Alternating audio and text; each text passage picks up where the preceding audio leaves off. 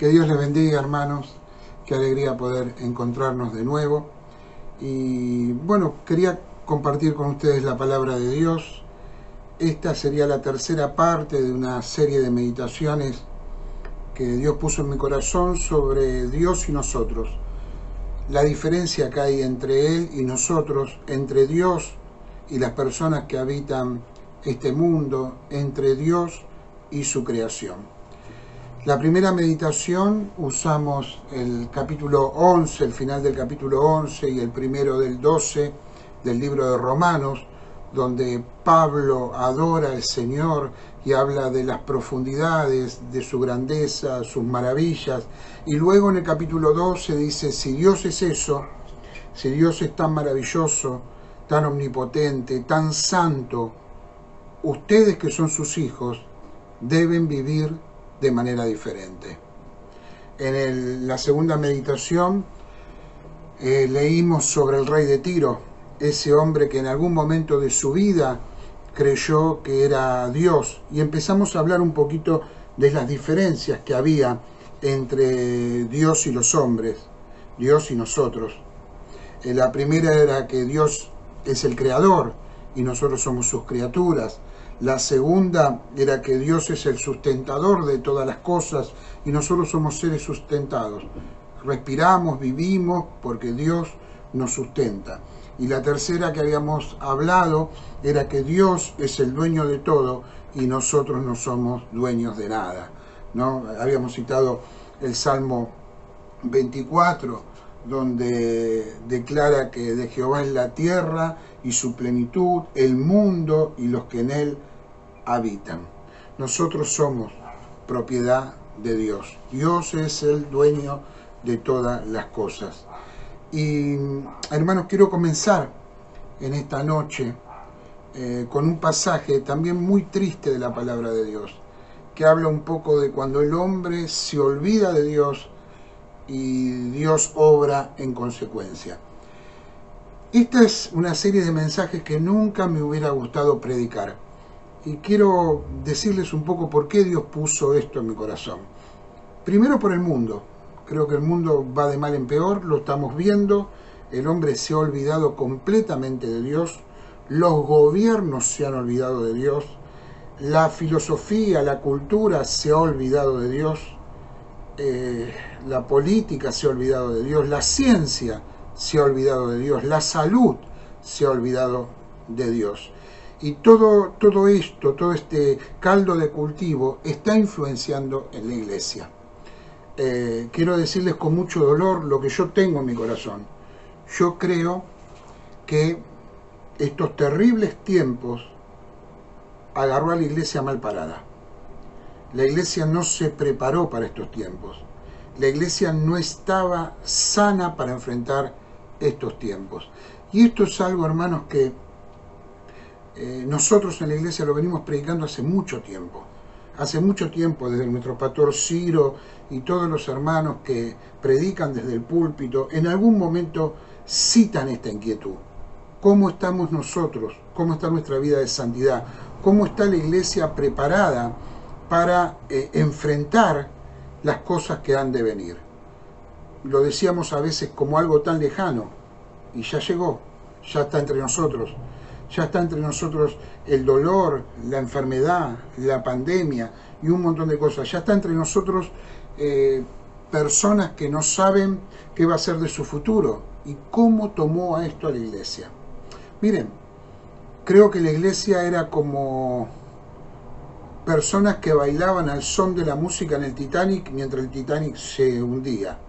El mundo iba de mal en peor, las señales estaban a la vista, pero la iglesia estaba preocupada en la prosperidad, en la fama, en lograr cosas, en creer que se hacía determinados pactos o cadenas de oración o lo que sean, iban a lograr cosas.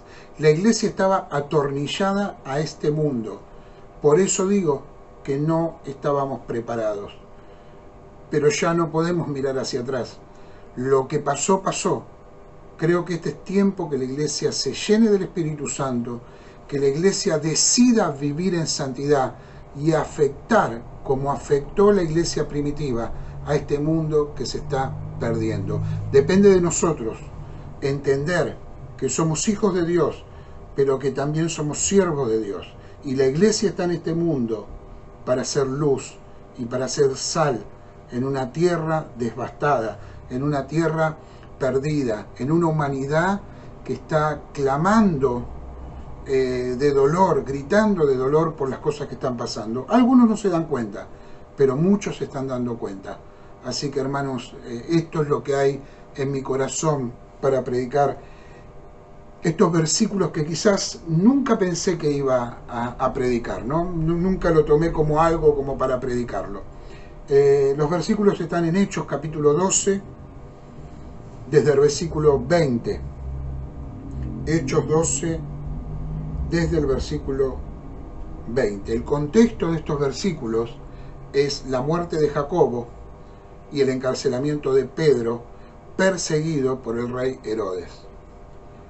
Versículo 20. Y Herodes estaba enojado contra los de Tiro y de Sidón, pero ellos vinieron de acuerdo ante él, y sobornado Blasto, que era camarero mayor del rey, pedían paz, porque su territorio era abastecido por el del rey. Y un día señalado, Herodes, vestido de ropas reales, se sentó en el tribunal y les arengó. Me detengo acá un poquito. Hay un historiador llamado Flavio Josefo que contó lo que pasó ese día. Y dice que Herodes se había vestido de plata y de oro. Sus vestidos eran de plata y de oro. Y cuando la gente lo vio a Herodes, dice que el sol brillaba sobre él y salían rayos para todos lados, y la gente quedó pero extasiada mirando el vestido que tenía el rey Herodes. Seguimos leyendo. Y el pueblo aclamaba gritando: voz de Dios y no de hombre. Al momento, un ángel del Señor le hirió, por cuanto no dio la gloria a Dios, y expiró comido de gusanos. Pero la palabra del Señor crecía y se multiplicaba. Hermanos, esto es una escena terrible, ¿no? Un hombre vestido de plata, de oro, sale ante la multitud ve su vestimenta, aclama al rey y empieza a decir: voz de Dios y no de hombre.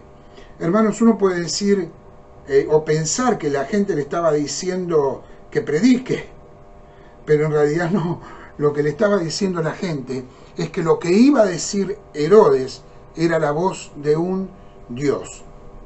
Esto lo entendemos porque inmediatamente después dice la palabra que un ángel del Señor le hirió por cuanto no dio la gloria a Dios, y expiró comido de gusanos. Este mismo historiador, Flavio Josefo, cuenta que lo sacaron a Herodes retorcido de dolor de ese lugar y estuvo agonizando por 5 días. Y sucedía eso, que los gusanos en su estómago lo comían y terminó muriéndose. Qué escena terrible, qué parecida a la del rey de Tiro. Hombres que se creen Dios y multitudes que aprueban todo lo que esos hombres hacen. Ahora, hermanos, la multitud que estaba aprobando lo que hacía el rey de Herodes eran judíos. Eran hombres que conocían la Biblia, eran religiosos muchos de esos. Sin embargo, permitieron que este hombre se creyera Dios, un rey que se creía Dios. Y acá iríamos a quizás el cuarto punto, vimos 3 la vez anterior, de la diferencia entre Dios y nosotros. La primera diferencia que quiero citar en esta noche es que Dios es el Rey. Él es Rey. La Biblia declara que Dios es el Rey. Y nosotros somos sus siervos. Sus siervos. Nosotros servimos al Señor. En esta tierra la iglesia está para servir al Señor. Hermanos, este evangelio de ser siervos no se predica mucho. Hoy se predica un evangelio light que parece ser que Dios es siervo nuestro. y que nosotros estamos para conseguir todos nuestros caprichos y no vivir de acuerdo a la voluntad de Dios. Usted puede pensar que yo soy exagerado. Solamente mire los afiches de las campañas evangelísticas. Solamente mire hacia dónde apuntan la mayoría de los programas radiales o televisivos. Fíjese usted, apuntan a que el hombre consiga cosas. Hermanos, el evangelio de la prosperidad, el evangelio de los pactos, de las promesas, el evangelio light ha hecho destrozos dentro del cristianismo. Ha sacado cristianos débiles, cristianos que no están dispuestos a dar su vida por Cristo, cristianos que no conocen el concepto de la humildad y de la humillación, porque creen que Dios es el genio de la lámpara que tiene que darle todas las cosas. Pero la palabra de Dios dice que Él es el soberano, que Él es el Señor, que Él es el Rey y nosotros somos sus siervos. Y hermanos, el universo, la Tierra, este planeta, no marcha a la deriva. Dios no está ajeno a lo que está pasando. Dios está en el control de todas las cosas. Dios está sentado en su trono y Él reina con poder. Él es el Señor. La palabra de Dios dice que su reino es por todos los siglos y su señorío por todas las generaciones. Él es el Rey y nosotros, sus hijos, lo que hemos sido redimidos por su sangre, somos sus siervos, hermanos. Estamos acá para servir al Señor y seguramente Dios nos bendecirá. Seguramente veremos el fruto de nuestro trabajo. Seguramente Dios bendecirá nuestra familia. Seguramente el Señor muchas veces pondrá su mano sobre nuestra vida y veremos su bendición, su sanidad, su poder. Pero no olvidemos que no estamos en esta tierra para conseguir cada día más y buscar cada día más e ir a la iglesia para conseguir cosas. Nos congregamos para servir, nos congregamos para adorar, para buscar al Señor, para prepararnos para la batalla. Hermanos, cuando decimos que Dios es Rey, cuando decimos que Dios es Señor, estamos diciendo, Él gobierna. Él gobierna su creación. Él gobierna en su iglesia. Todo cuanto existe responde a la autoridad de Dios. Adoremos al Señor. Adoremos al Rey de Reyes y Señor de Señores. Y Él reina también sobre el mundo invisible. Él reina sobre los principados. Él reina sobre todo. Él es soberano. Él es Rey de Reyes y Señor de Señores. El otro punto que quiero compartir en esta noche con ustedes es que Dios también es la fuente de todo bien. Él es la fuente de todo bien y nosotros los receptores. O sea, un hombre no es la fuente del bien. Un hombre no nos da nada.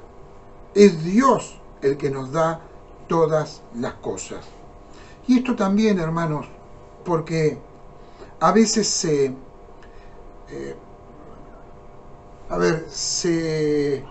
se cambia el concepto con respecto a cuando una persona dice tiene la unción, o tiene el poder, o tiene esto.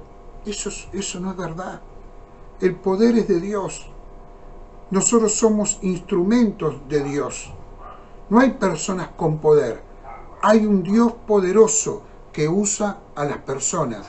El apóstol Santiago en el capítulo 1, versículo 17 decía, toda buena dádiva y todo don perfecto desciende de lo alto, del Padre de las luces, en el cual no hay mudanza ni sombra de variación.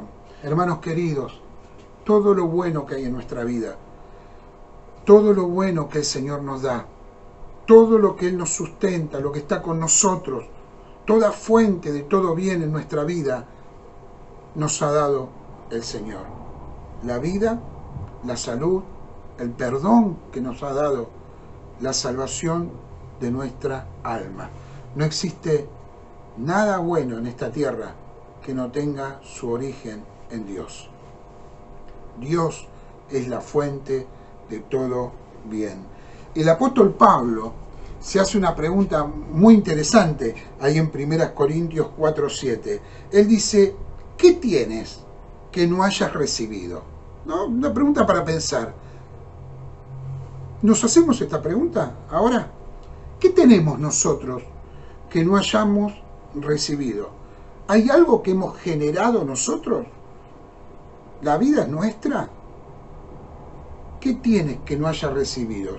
Y si lo recibiste, dice Pablo, ¿por qué te glorías como si no lo hubieses recibido? Qué tremenda esta palabra, ¿no?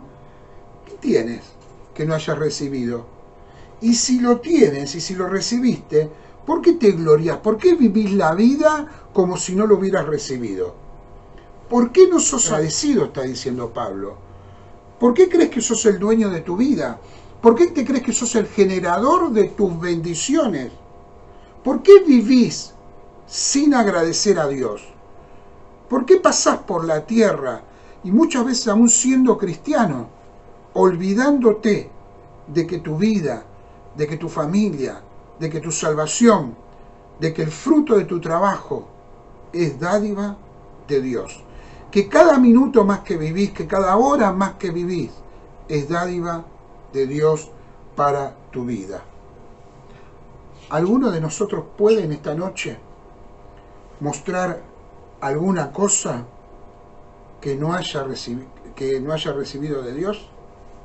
¿Hay alguno que pueda decir, esto no me lo dio Dios?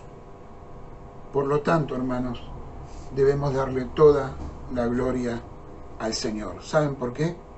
Porque Él es Dios y nosotros somos hombres. El rey de Tiro creyó eso. No quiso darle la gloria a Dios. Se sintió Dios. Creyó que era su sabiduría la que le había dado riquezas. No glorificó a Dios. Se envaneció en su corazón y así terminó. ¿Y sabe qué? Lo mismo le sucedió a otro rey, Nabucodonosor. Nabucodonosor también se creyó en algún momento que todo lo que tenía era por obra y gracia de él. Y se olvidó de Dios. Dice que un día él se puso a contemplar la grandeza de la ciudad de Babilonia. Él estaba en su terraza y dijo estas palabras. Vamos a leerlo, está en el capítulo 4 de Daniel. Daniel capítulo 4. Vamos a leer desde el versículo 29. Dice la palabra de Dios, Daniel 4:29.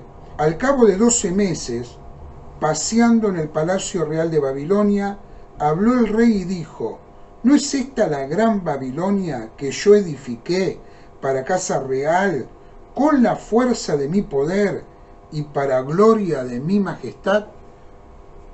¿Escuchó las palabras? Mire lo que dice. ¿No es esta la gran Babilonia que yo edifiqué? Qué parecido al rey de Tiro. Qué soberbia como la del rey de Tiro, como la del rey Herodes. Porque a veces creemos que somos reyes de nuestra vida. Y dice que yo edifiqué para casa real con la fuerza de mi poder. Nabucodonosor creía que en él había un poder que era de él. Y después dice, y para gloria de mi majestad. Él edificó con la fuerza de su majestad y la gloria la quería para él. A Dios esto le desagradó profundamente, como según su palabra le desagrada cuando nosotros no somos agradecidos, cuando creemos que tenemos algún valor y nos olvidamos que somos vaso de barro, cuando no le agradecemos por el día que va a comenzar y no le agradecemos de noche el día que ha terminado, cuando no lo glorificamos ni lo adoramos, cuando queremos tener la gloria a nosotros y no dársela al Señor, cuando nos olvidamos que somos siervos y creemos que Dios está a nuestra disposición para todos los caprichos que nosotros queremos. Y hermanos queridos, ese fue el evangelio que ha sido predicado en gran cantidad de iglesias durante los últimos años. Y lo hemos visto pasar. Y a veces nos quedamos callados, pero esto es lo que ha sucedido. Se ha predicado este evangelio, un evangelio que no le da la gloria a Dios, sino un evangelio que le da la gloria al hombre, donde el pastor es más importante que la soberanía del Señor y que la voluntad del Señor para la vida de las personas. Lo hemos visto. Y hoy la iglesia no está preparada para esta situación que está pasando. No es una iglesia en avivamiento, no es una iglesia llena del Espíritu Santo. En esta situación que está pasando al mundo. Por eso debemos volvernos al Señor. Debemos volver a reconocer al Señor como Rey de Reyes y Señor de Señores. Tenemos que humillarnos y pedirle perdón en lo que hemos fallado para poder ser siervos fieles y predicarle a un mundo que se está perdiendo. Esto le desagradó al rey y ordenó, igual que con Herodes, ordenó a un ángel que le desconectara un cablecito de la cabeza. Seguimos leyendo, versículo 31, Daniel 4:31. Y aún estaba la palabra en la boca del rey, o sea, Nabucodonosor estaba diciendo, para gloria de mi nombre, estaba terminando esa frase, ¿no? Y dice, aún estaba la palabra en la voz del rey, cuando vino una voz del cielo. A ti se te dice, rey Nabucodonosor, el reino ha sido quitado de ti. O sea, no era el rey, no era su poder, no era su gloria. Alguien desde el cielo que está sentado en el trono le dijo, Nabucodonosor, tu reino es quitado de ti. Y de entre los hombres te arrojarán, y con las bestias del campo será tu habitación, y como a los bueyes te apacentarás, y 7 tiempos pasarán sobre ti, hasta que reconozcas que el Altísimo tiene el dominio en el reino de los hombres, y lo da a quien Él quiere. La doctrina que hay acá, ¿no? El Señor hace lo que quiere. El Señor es soberano. La voluntad de Él es agradable y es perfecta, y es su voluntad. Y su voluntad siempre se cumple. Este hombre se había olvidado de Dios, se había olvidado de agradecer a Dios. Y vino una voz del cielo y le dijo, hasta acá llegaste. Se terminó. Se terminó. ¿Dónde está tu poder? ¿Dónde está tu gloria? ¿Dónde está tu reino? ¿Dónde está tu Babilonia? Vas a terminar entre las fieras del campo. Tremendo, hermanos. Tremendo. Dios reacciona así. Hermanos, necesitamos entender la santidad de Dios. Necesitamos entender que somos sus siervos. Necesitamos entender que la soberanía de Dios está sobre todas las cosas en nuestra vida. Nabucodonosor se olvidó de Dios y ofendió a Dios. Y Dios no se olvidó. Perdió todo, su reino, y perdió hasta la razón. Dice que parecía un animalito. Miremos el verso 33. Dice, en la misma hora se cumplió la palabra sobre Nabucodonosor, y fue echado de entre los hombres, y comía hierba como los bueyes, y su cuerpo se mojaba con el rocío del cielo, hasta que su pelo creció como plumas de águilas, y sus uñas como la de las aves, Mas al fin del tiempo, yo, Nabucodonosor, alcé mis ojos al cielo, y mi razón me fue devuelta, y bendije al Altísimo, y alabé y glorifiqué al que vive para siempre, cuyo dominio es sempiterno, y su reino por todas las edades. Y sigue diciendo, todos los habitantes de la tierra son considerados como nada, y él hace según su voluntad en el ejército del cielo y en los habitantes de la tierra, y no hay quien detenga su mano y le diga, ¿qué haces? En el mismo tiempo, mi razón me fue devuelta, y la majestad de mi reino, mi dignidad y mi grandeza volvieron a mí, y mis gobernadores y mis consejeros me buscaron, y fui restablecido en mi reino, y mayor grandeza me fue añadida. Ahora yo, Nabucodonosor, alabo, engrandezco y glorifico al Rey del cielo, porque todas sus obras son verdaderas y sus caminos justos, y él puede humillar a los que andan con soberbia. Hermanos, esta es la santidad de Dios. Y con la santidad de Dios no se juega. Yo cuando empecé a darme cuenta de lo que estaba pasando en este mundo, me empecé a horrorizar de cosas que había vivido y que había visto en el cristianismo de este tiempo. Personas que tienen convocatoria, fama y que ganan millones de dólares con el Evangelio, que cobran entradas, que venden discos, algunos que venden libros, pero que no tienen ningún respeto por la palabra de Dios y por el Señor. Personas que dicen, no voy a tomarle un no a Dios, no voy a aceptar un no de Dios. Personas que al principio de la pandemia se pararon en un púlpito con cientos de personas, como los judíos que aclamaban a Herodes, diciendo, yo en este momento paro al coronavirus y lo echo. Personas que profetizaron y profetizaron mentiras y engaños. Ahora y hace 10 años atrás, y siguen predicando y vendiendo libros. Hermanos, ya basta con todas esas cosas.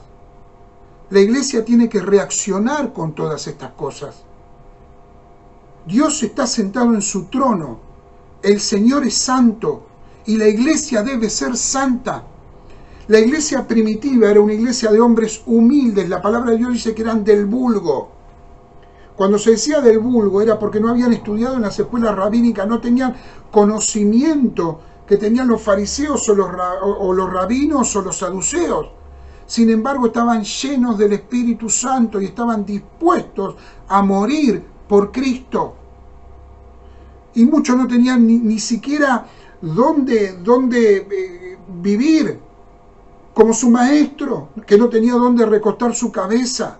Y cuando fueron a un templo a la tarde a orar al comienzo de la iglesia, ellos dijeron una gran verdad: no tenemos plata, no tenemos oro, pero lo que tenemos te damos en el nombre de Jesús, levántate y anda, porque era una iglesia llena del Espíritu Santo. ¿Qué nos pasó? ¿Qué nos pasó? Dios es el mismo ayer, hoy y siempre.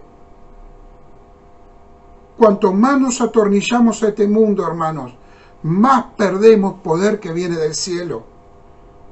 Y en este mundo de temor y de terror hace falta una iglesia que no tema, hace falta una iglesia valiente, y vos y yo somos responsables por eso. Hermanos, esta no es la iglesia que hace falta para estos tiempos. La iglesia que hace falta para estos tiempos es una iglesia llena del Espíritu Santo. Es una iglesia que viva en santidad. Es una iglesia que marque cómo se debe vivir en los trabajos, en la familia, en el trato personal. Una iglesia que viva en santidad. Y este Nabucodonosor nos dejó este testimonio. Fíjense los últimos versículos, es un tratado de doctrina de lo que es la soberanía y el poder de Dios. Nabucodonosor dice cosas que las aprendió por la experiencia. Dice que el rey, ¿no? Dice, ahora yo Nabucodonosor engrandezco y glorifico al Rey del cielo, porque todas sus obras son verdaderas y sus caminos justos, y él puede humillar a los que andan con soberbia. Nabucodonosor entendió. Le costó mucho, pero entendió. Y esto nos lleva a otro punto más para diferenciar el hombre y Dios, nosotros y Dios. Dios es el juez. Ustedes saben que va a haber un juicio. Habrá un juicio del mundo y un juicio también para los creyentes. Dios es el juez y nosotros seremos juzgados. Hebreos 9:27 dice, y de la manera que está establecido para los hombres que mueran una sola vez y después de esto el juicio. Hermanos, nosotros seremos juzgados. Es una palabra que asusta, ¿no? Juicio. Hasta a los predicadores les asusta hablar de juicio. Pero la Biblia lo dice. Un día todos nosotros rendiremos cuenta. Inclusive dice la palabra, por cada palabra ociosa rendiremos cuenta ante el Señor.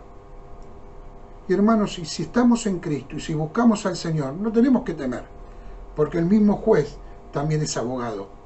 Es nuestro abogado. Él nos guardará y nos defenderá.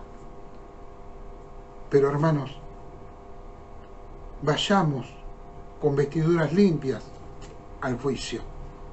Vivamos vidas que agraden al Señor. Y son cosas que nos olvidamos como cristianos. Nos olvidamos. Nos encanta escuchar predicaciones de que obtendremos cosas y que todo irá mejor y pum para arriba. Pero no nos gusta cuando nos hablan de que un día rendiremos cuenta. Un día esos talentos tendremos que decir si los enterramos o si realmente los multiplicamos. Un día llegará y tendremos que rendir cuenta. Y por último, hermanos, Dios es el único, y acá me quiero detener un poco, porque hoy nos quieren imponer moral a los cristianos. Hoy el mundo quiere imponer moral. Y la Biblia dice que el único legislador moral es Dios. Y nosotros nos sujetamos a sus leyes. ¿Escuchó? El único legislador moral para este mundo es Dios. Y nosotros los cristianos debemos sujetarnos a sus leyes. No a las leyes del mundo, a las leyes de Dios. Él es el único legislador. Los legisladores de nuestro país dictan leyes cívicas sobre cómo se tiene que manejar una nación, pero solo existe uno que puede legislar sobre la moral, sobre cómo deben vivir las personas, sobre lo que está bien y lo que está mal, y ese es Dios. Por más que las leyes digan que algo está bien, si Dios dice que está mal, está mal. Por más que salga una ley y que diga que abortar una criatura del vientre de la mamá está bien, Dios va a seguir diciendo que está mal. Y nosotros nos atenemos a las leyes de Dios. El no matarás sigue estando en vigencia. Escucho a veces y leo algunas cosas. Y hoy casualmente hablaba con un hermano de esto, que no pertenece a nuestra iglesia. Y él me citaba algunos autores y me decía que estos autores piensan de una manera o de la otra. Hermano, no hay una manera u otra. es la palabra. ¿De dónde salieron pastores apoyando leyes inmorales en este tiempo? ¿De dónde salieron? ¿Cómo sucede eso? Hombres que tienen que vivir de acuerdo a la palabra, que apoyan leyes que están en contra de la palabra de Dios. El único legislador moral es nuestro Dios. Quiero leerles un párrafo de un libro que escribió John Stott hace 20 años atrás. Quiero que escuchen lo que él dice. El mimado mundo occidental, tarde o temprano, le dará paso a una gran aflicción. Y cuando eso suceda, ¿cuál será el conocimiento de Dios que se sostendrá? ¿En dónde están siendo preparadas el alma y la mente cristiana para los hombres que van a vivir? Los cristianos occidentales están debilitados, enraizados en este mundo, sin mirar al cielo y sin abrir las Escrituras. 20 años atrás, él dijo, va a venir una gran aflicción y la iglesia no está preparada para enfrentar esa gran aflicción. Hermanos, esto es lo que hay en mi corazón, lo que quería transmitirles. Él es Dios. Servimos a Dios, un Dios santo, que cuando Nehemías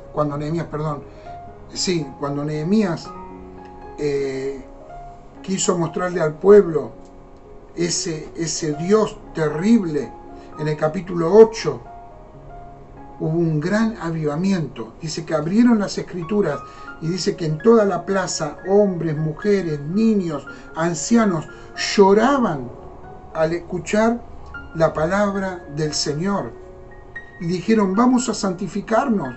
Y después se produjo un proceso durante varios días de santificación del pueblo, porque habían abierto la palabra de Dios. Estas 7 cualidades o diferencias que les cité sobre Dios y nosotros se pueden encerrar en una sola palabra. La palabra es, en el hebreo, Adonai, y en el griego, Kyrios. Él es el Señor.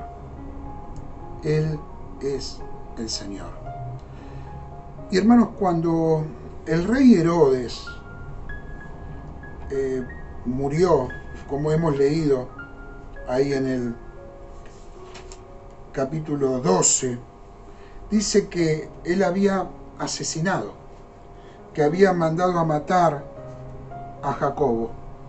Dice la palabra de Dios que mató a espada a Jacobo, hermano de Juan. Y viendo que esto había agradado a los judíos, procedió también a prender también a Pedro. Eran entonces los días de los panes sin levadura. Dice que tomó a Pedro, mintieron sobre Pedro y lo metieron en la cárcel. Y a Jacobo lo mataron. Acá parece como que el diablo se mueve con poder para enfrentar a la iglesia, ¿no?